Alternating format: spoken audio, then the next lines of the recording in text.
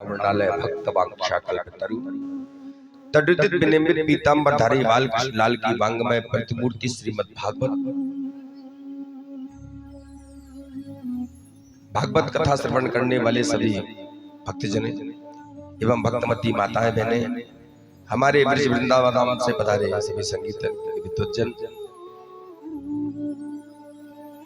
प्रत्यक्ष अप्रत्यक्ष रूप में विराजे यहाँ पर सभी देवी देवताओं को और यज्ञ में पधारे सभी ब्राह्मण देवताओं को श्री चरणों में मैं कोटि कोटि प्रणाम करता हूँ।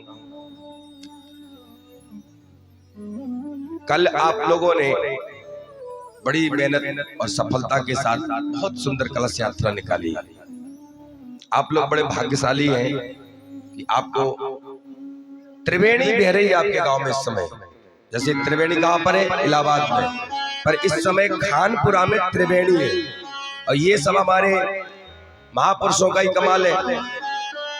आज देखिए हमारे आदरणीय परम पूज्य हमारे आदरणीय श्री रमेश जी मिश्रा जी, बड़ा ही आशीर्वाद बड़ी कृपा इनकी रही और हमारे यज्ञाचार्य हमारे दीपू महाराज जी, हेमंत जी, आज आपके गांव में त्रिवेणी को इन लोगों ने बहाया। दिन में सुबह भगवान की कृपा से कितना दिव्य यज्ञ होता है। सुबह सुबह जब वेद मंत्र निकलते हैं पूरा गांव का वातावरण पवित्र हो जाता है।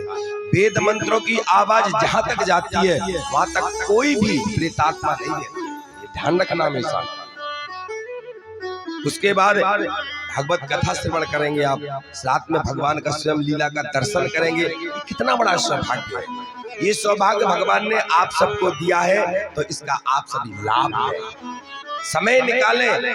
आपने अपने घर परिवार के लिए तो जीवन निकाले ही रहे हैं आप लोग, जब से आप आए तब से कर ही रहे हो, लेकिन कुछ आगे के लिए भी करो, क्योंकि जिस संसार में जो हम कर रहे हैं वो हमारे साथ नहीं जाएगा और ये हमारे साथ जाएगा। जितना समय हम धर्म में देंगे, सत्संग में देंगे, वही समय हमारा सार्थक माना जाता है। बाकी तो सब निरर्थक है। सज्जनों, प्रथम दिवस होने के कारण देखो आज देवताओं का आवाहन भी होना था, पूजन भी होना था, यज्ञ भी होना था, तो थोड़ा समय आगे पीछे हो जाता है और फिर इतने बड़े बड़े कार्यक्रमों में थोड़ी सी अव्यवस्था हो जाती है शुरू में। बस आज की बात, कल से टाइम टू टाइम काम चलेगा। सज्जनों, हम लोग आज सभी भागवत कथा श्रवण करने के लिए यहाँ पर विराजे हैं। तो सबसे पहले भागवत कथा हम क्यों सुनते हैं, भागवत कथा क्यों सुनी जाती है और भागवत कथा सुनने से क्या लाभ होता है, इन सब बातों का जिसमें विवेचन किया जाता है उसको कहते हैं भागवत महात्म्य। क्योंकि जब तक हम किसी के महत्व को नहीं समझेंगे हमारे उसके प्रति ना तो भाव बनेंगे ना हमारा आदर होगा। लेकिन जब महत्व पता चलता है तो आदमी उसकी कदर करता है। जैसे कि एक किसान के घर में काफी सालों से एक चटनी पीसने वाली वो सिल्लोड़ी होती है, वो पड़ी थी बरसों से। उसके परदादा भी उसी में चटनी पीसते पीसते चले गए, उसके दादाजी भी उसी में चटनी पीसते पीसते चले गए, उसके पिताजी भी, और वो भी बेचारा उसी में चटनी पीसता था। एक दिन एक महात्मा आए, महात्मा को उसने घर में बुलाया। अचानक महात्मा की नजर उस पत्थर पर पड़ी, सिल्लोड़ी पर। महात्मा ने पूछा, बेटा ये क्या है? हाथ जोड़ करके बोला, किसान बाबा ये चटनी पीसने वाली सिल्लोड़ी है, मेरे परदादा भी इसी से चटनी पीसते पीसते खाते चले गए, मेरे दादाजी भी चले गए, मेरे पिताजी, और बाबा मैं भी इसी में चटनी पीस के खाता हूँ। बेटा जरा उस लोड़ी को लाना। लोड़ी को लाया, बाबा देखो इसको साफ करके लाओ। वो गया, बढ़िया पानी से धो के साफ करके लाया। बाबा ये लीजिए। बाबा बोले ये क्या है? किसान बोला, बाबा ये चटनी पीसने वाली लोड़ी है। अच्छा, एक लोहे का टुकड़ा लाओ। किसान जैसे लोहे का टुकड़ा लाया, महात्मा ने उस लोहे को उस पत्थर से जैसे स्पर्श किया वो लोहा सोना बना। प्रेम से बोलो, भूल गए क्या? क्या बोलो? राधे राधे। हमने कहा था ना ये भूलना नहीं। आप तो पुराने श्रोता है, कोई नए श्रोता थोड़ी ना है। जरा जोर से बोलो। जैसे ही स्पर्श कराया वो लोहा सोना बन गया। महात्मा के चरणों में किसान लेट गया। बाबा ये क्या है? बोले बेटा ये पारस मणि। जो पत्थर 12 महीने सर्दी गर्मी बरसात में आंगन में पड़ा रहता था, आज किसान को पता चला ये साधारण पत्थर नहीं है। अब बताइए क्या किसान उस पत्थर को आंगन में पड़ा रहने देगा? नहीं। क्यों? क्योंकि वो समझ चुका है उसके महत्व को। हम बस में सफर करते हैं, हमारे बगल में बहुत बड़ा वीआईपी आदमी बैठा, पर हम उसको जानते नहीं है। पर किसी ने जब बताया कि आप जिसके बगल में बैठे ये बहुत बड़े आदमी है, ये बहुत बड़े वो है, तो क्या हम ऐसे ही रहेंगे? हमारा भाव बदल जाएगा, हमारा सब कुछ बदल जाएगा उसके प्रति। इसी प्रकार भागवत महात्म्य दिया है पहले। अच्छा, भागवत महात्म्य में जो ये अध्याय है ये भागवत ने नहीं बोले, ये स्कंद पुराण अन्य पुराणों से लिए। भागवत ने खुद अपनी पढ़ाई नहीं की है, दूसरे पुराणों ने उनकी पढ़ाई की है। भागवत क्या है महाराज? भागवत क्यों सुनी जाती है? भागवत सुनने से क्या लाभ होता है? देखो, हमारे सनातन धर्म में दो बड़े बड़े पवित्र ग्रंथ हैं। जीवन को एक जीने की कला सिखाती है, और जीवन में सबसे बड़ा हर व्यक्ति को एक ही भय रहता है, वो है मृत्यु का भय। और ये बात आप निश्चित मानना, जो आया है सो जाना है, ये निश्चित है। जिसने जन्म लिया उसको मरना है, तो मृत्यु का भय सबको लगा रहता है। तो मृत्यु के भय को अगर आप दूर न करना चाहते हैं तो आप भागवत कथा सुनिए। मृत्यु हमारी कोई दुश्मन नहीं है, मृत्यु हमारी खास बहन है। जिस दिन हम माँ के पेट से जन्म लिए थे उसी दिन मृत्यु हमारे साथ लग गई थी। और हम लोग बड़े प्रसन्न होते हैं, हम 8 साल के 10 साल के, हम 11, अरे धीरे धीरे हम मौत काल के गाल में जा रहे हैं। हमको इस बात का कोई डर भय नहीं है। धीरे धीरे हम लोग मृत्यु के गाल में चले जा रहे हैं। तो मृत्यु के भय को मिटाता है भागवत। तो भागवत क्या है सज्जनों? सबसे पहले भागवत में भगवान के स्वरूप के 3 परिचय दिए। व्यक्ति दिखने में कैसा है, स्वभाव कैसा है और प्रभाव कैसा है, 3 ही बातें होती है।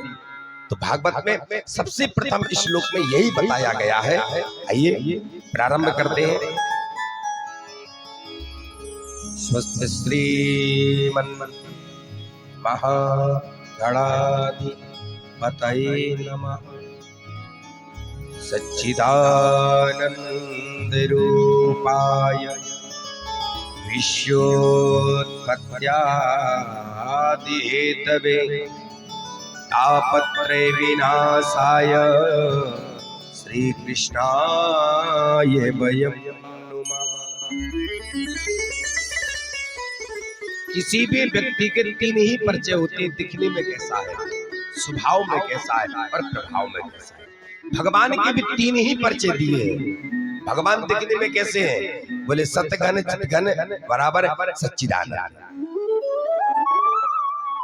सत्य क्या है? बोले जब संसार में कुछ नहीं था तब सत अविनाशी परमात्मा था। संसार बनने के बाद भी परमात्मा है, और संसार जब नहीं रहेगा तब भी वो परमात्मा रहेगा। प्रेम से बोलो राधे राधे।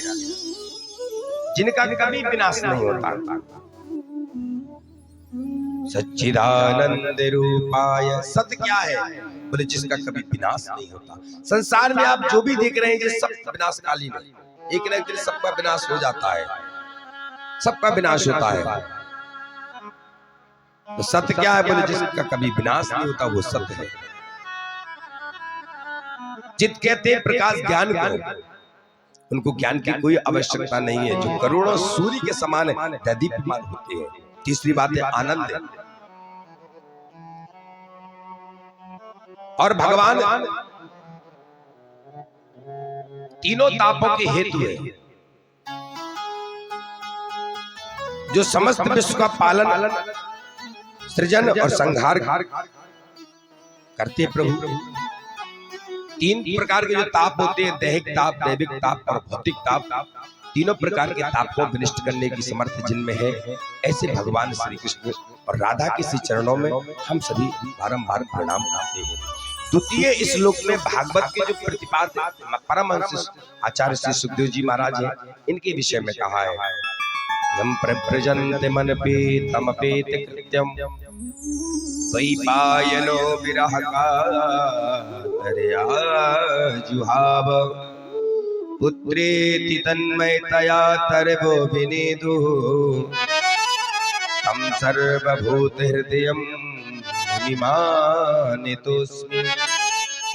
ऐसे सुखदेव जी महाराज जिन्होंने अपनी माँ के गर्भ से जन्म लिया। अच्छा, बच्चे का जब जन्म होता है तो पहला संस्कार होता है नालच्छेदन संस्कार। बच्चे की नाल काटते हैं, लेकिन सुखदेव जी के नालच्छेदन नहीं हुआ। अपनी नाल को कंधे पे डाला और जंगल को चल दिए। पीछे पिता पुत्र पुत्र कह के रुकते, पर एक बार अपने पिता की ओर नहीं देखा जिन्होंने, सीधे जंगल में चले गए।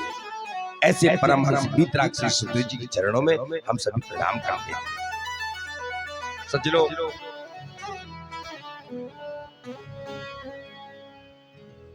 अपने इसी उत्तर प्रदेश में एक बहुत पवित्र पावन भूमि है जिसका नाम है नैमिषारण्य।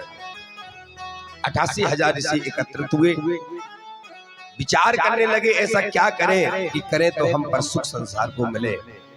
इतने में देखा कि सामने से सूत जी महाराज आ रहे हैं। सभी उन महापुरुषों ने जब सूत जी को आते देखा तो सभी 88,000 ऋषि खड़े हो गए और सूत जी महाराज का स्वागत करने लगे और कहा, महाराज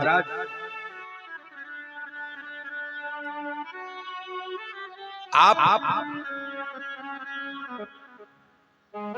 ज्ञानी हैं और विद्वान हैं, हम चाहते हैं आप हमें कोई ऐसा उपाय बताएं, ऐसी कृपा करें जो श्रवण तो हम करें, कर्म हम करें, पर इसका सुख संसार को मिले। सनकादिक ऋषियों ने कहा, अज्ञान ध्वंत विध्वंस कोटि सूर्य समप्रभ सूताख्याये कथा सारम मम कर्णम रसायनम। ये सूत जी महाराज, हमारे हृदय के अज्ञान घोर अंधकार, हमारे हृदय में घोर अज्ञान अंधकार व्याप्त है। यह त्रिभुवन के अंधकार को दूर करने में भगवान सूर्य भगवान समर्थ हैं। जैसे सूर्य भगवान समय निकलते सारा अंधकार दूर हो जाता है, लेकिन हृदय के अंधकार को तो सूर्य भगवान भी दूर नहीं कर सकते। महाराज, अज्ञान तिमिर को दूर करने के लिए आपके पास करोड़ों सूर्य के समान जो ज्ञान का प्रकाश है, उस ज्ञान की एक किरण आप हमारे हृदय पटल पर डाल दीजिए, जिससे कि हमारा हृदय का अंधकार दूर हो जाए, ध्वस्त हो जाए। और भक्ति और ज्ञान वैराग्य को बढ़ाने के लिए वैष्णव लोग क्या करते हैं प्रभु, और ऐसा कौन सा कार्य किया जाए जिससे मोह माया का निवारण हो जाए। देखिए महाराज, अब घोर कलकाल आ रहा है जिससे लोगों की आसुरी प्रवृत्ति हो गई है।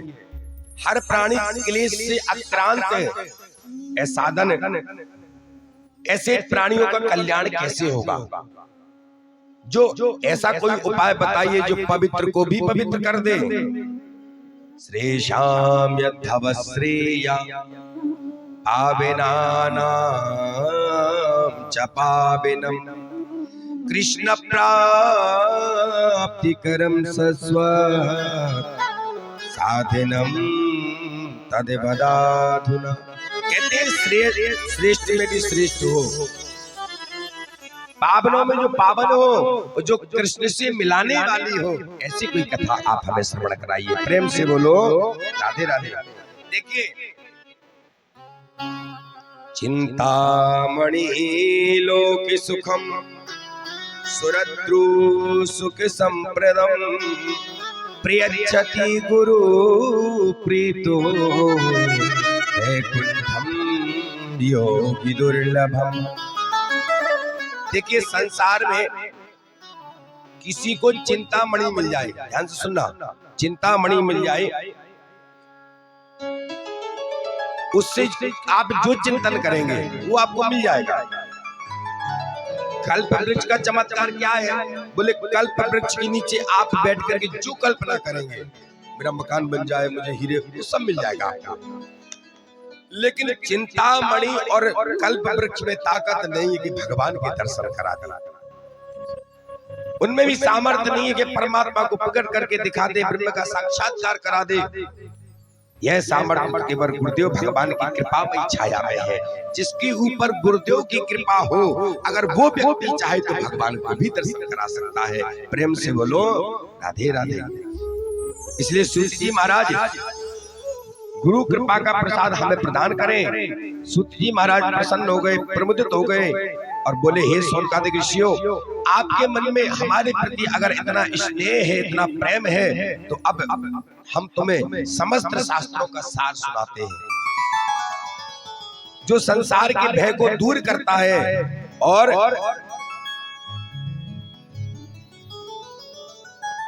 संसार के भय को दूर करता है और परमात्मा से जोड़ता है। लेकिन एक बात याद रखना, मैं जो कथा आपको श्रवण कराने जा रहा हूं, इसको आप सावधान होकर श्रवण करना। सावधान तय श्रृणु। सूत जी कहते हैं, संसार में सबसे बड़ा जो डर है वो है मृत्यु का भय। मृत्यु का डर सबको लगा रहता है। ज्यादा खा लिया तो बोले मर जाएंगे, बोले कम खाए तो बोले मर जाएंगे, और बोले नहीं खाए तो मर जाएंगे। मरना तो है ही, संसार में जो आया है उसे मरना है, और सबसे बड़ा डर होता है मृत्यु का। सूत जी महाराज बोले, कहते हैं, इसे कहते हैं संसार, संसरती इति संसारा, जो धीरे धीरे सरकता रहता है, खिसकता रहता है। हम लाख प्रयास करते हैं कि ना निकले, पर हो जाता है। हम बच्चे थे, कब जवान हो गए पता चला, धीरे धीरे, और कब जवान से हम बुढ़ापे की ओर चल दिए पता चला। हम लाख प्रयास करते हैं कि हम जवान बने रहे, हम कभी बूढ़े ना हो, पर धीरे धीरे इंद्रियां भी शिथिल हो जाती है, शरीर भी शिथिल होने लगता है, और धीरे धीरे हम काल के गाल की ओर जाने लगते हैं। काल व्याल मुख ग्रास त्रास निर्णास हे तबे श्रीमद् भागवतम शास्त्रम कलौ कीरेण भासितम्। कीरेण सुकेन भासितम्। देखिए, तोता बहुत मीठा बोलता है, पक्षियों में सबसे मीठा तोता बोलता है। और तोता क्या बोलता है? बोले उसको जो तुम पढ़ाओ वो बोलता है। घर में वो जो सुनता है बोलता है, जो उनको सिखाया जाता है वही बोलता है। लेकिन सुखदेव जी महाराज जगत में कल्याणकारी भगवत रूपी फल प्रदान किया, तो वह मनुष्य फल नहीं है। सबसे पहले ये फल भगवान नारायण की डाली पर प्रकट हुआ। ध्यान से सुनना। तो बोले महाराज ये फल कैसा है? बोले महाराज रस ही रस भरा है इसमें। बोले गुठली छिलका भी तो होता फल में? बोले इसमें ना गुठली ना छिलका है, मात्र रस भरा है।